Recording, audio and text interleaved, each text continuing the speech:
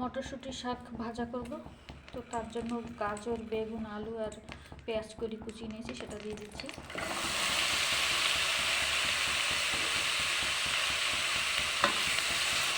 এটা আছে যেমন চাইছে তাই করছি, কেমন কি হবে।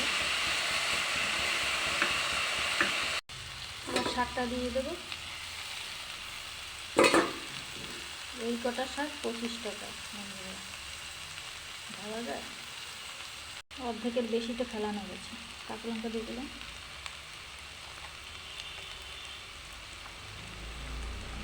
নুন দিয়ে দিলাম,